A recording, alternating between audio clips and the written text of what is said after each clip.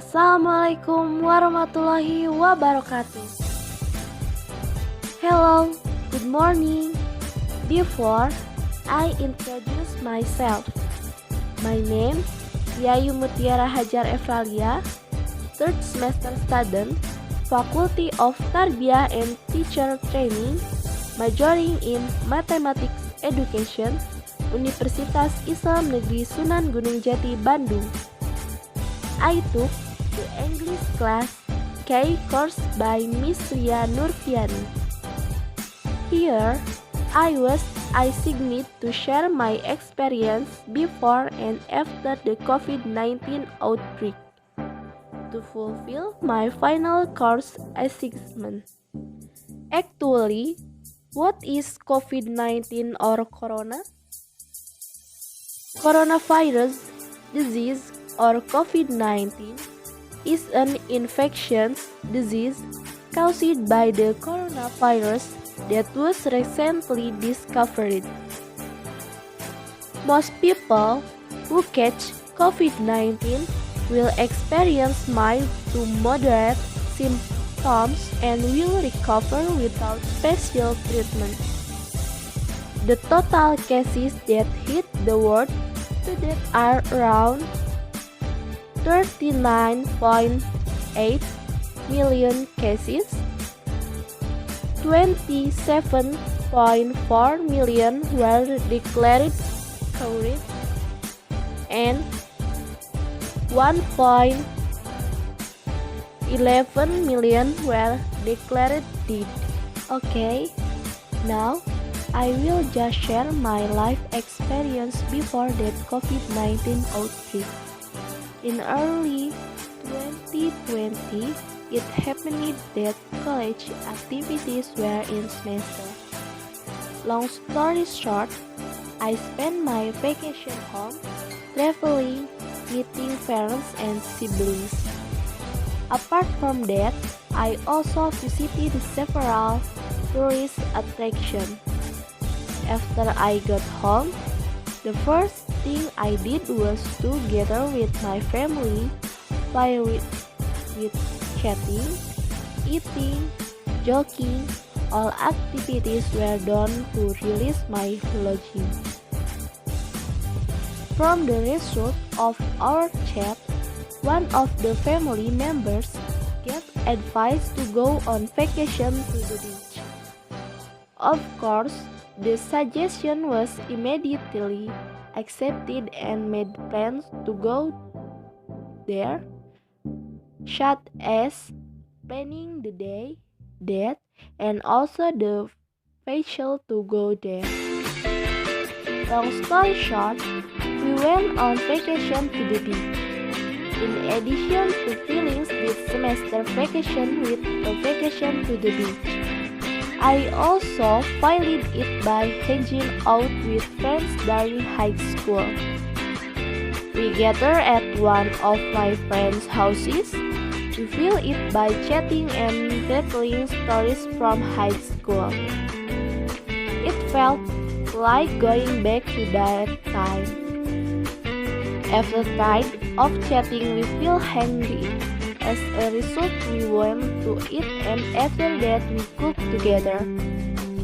That's just a little story during the semester break early this year.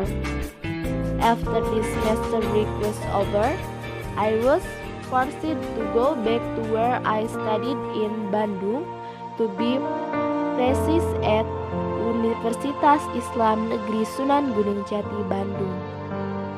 The first day of semester 2 entered to meet again with friends. Let go of miss after about 2 months of not seeing each other. It's just been about 2 weeks of trying out normal college activities and here the story begins. The COVID-19 outbreak has begun to hit Indonesia. Indonesia was reported by the presence of people affected or positive by corona. The person comes from another country who enters Indonesia, then carries the virus and transmits. First day Indonesia was reported with a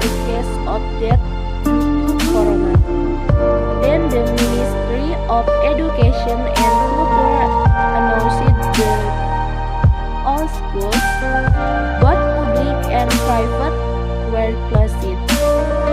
At first, we were happy because the lecture was closed again, but confused about what the next learning process would be like. As a result, with advances in technology, the Ministry of Education and Culture strives for the learning process to be carried out online at each home. And then I thought that this activity would be effective or not if these students studied at home, because there will be many obstacles such as the network is unstable, there is no quota, and I also think whether in the village where I live the internet network will run normally as usual. Why do I think that? Because on normal days, if you want to make phone call to your parents, it is also quite difficult if in my village there is a total blackout and the network will be totally dead. After much thought, I decided to go home because the area around the boarding house was starting to become unsafe. After arriving at the village, it was evening. Without any distance, without masks, without applying health protocols. A few days later, there was news that several Christians were exposed to corona and tested positive.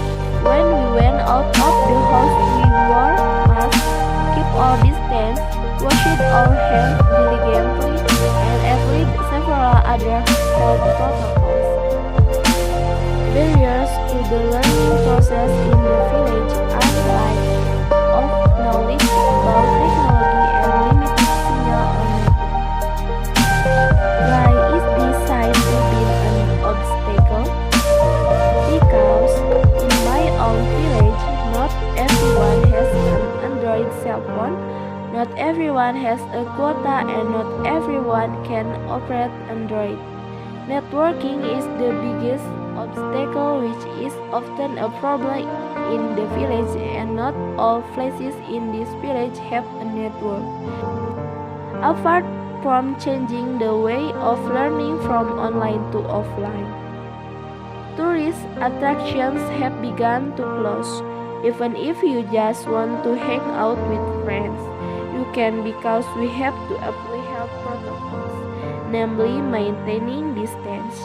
With this epidemic, life is running abnormally. There are many new habits that we have to do and old habits that we have to leave. That's a little of my story. Before and after the corona outbreak hit, I apologize if there are words that are not very and inappropriate. Before I close this video, I would like to thank Miss Ria Nurfiani for guiding our course so far. Inshallah, the knowledge that Miss Ria gave us will be very useful. Once again, I would like to thank all parties very much. Wassalamualaikum warahmatullahi wabarakatuh.